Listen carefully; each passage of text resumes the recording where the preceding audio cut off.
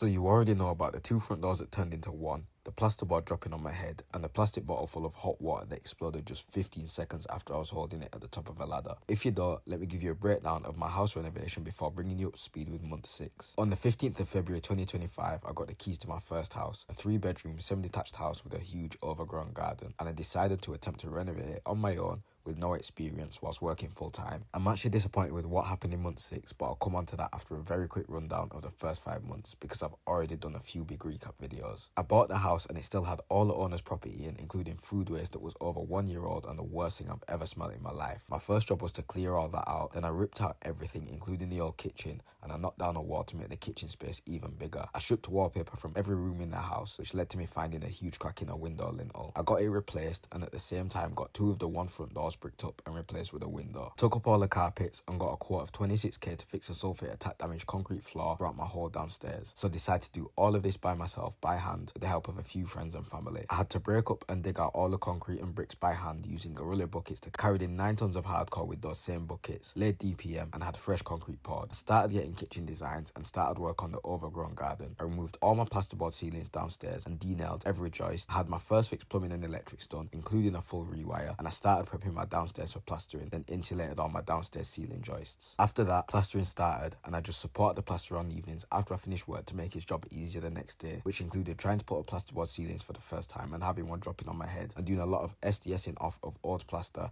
then prepping the surfaces to be boarded over. As well as stripping ceiling wallpaper upstairs, I tried bricklaying for the first time with the help of my builder as we blocked up an old chimney that's been fully sealed on the roof, and I prepared my downstairs floor to be insulated by cutting the plasterboards to where they needed to be, which then brings us on to month 6. At first I was planning for this month to be the month where my downstairs was almost finished, with my kitchen having been ordered, my floor fully finished and making sick progress. Unfortunately, that's not been the case though. My underfloor heating arrived at the start of the month, but I've still not got it down yet. We did manage to get insulation boards laid down and taped up, but there's been a hold up in deciding between wet or dry screed, which means I may need to put another insulation board down. And if you have ever worked with tradespeople, you know it can be really difficult to get quotes and site visits done. I took this opportunity to continue moving upstairs forward though by stripping the rest of the ceilings of wallpaper and starting work on the worst area yet, the landing, which actually led to me almost getting burnt and falling off a ladder when a spray bottle exploded just seconds after I put it down. Despite this, I carried on and by the end of the month managed to get the full landing stripped of wallpaper, including the ceiling that I had to build a scaffolding board contraption for. I've just started live streaming the renovation on twitch.tv/BenjiGS, and the house is slowly being put back together, so hit follow to come on the journey with me as I attempt to turn my first house into the best house on the road.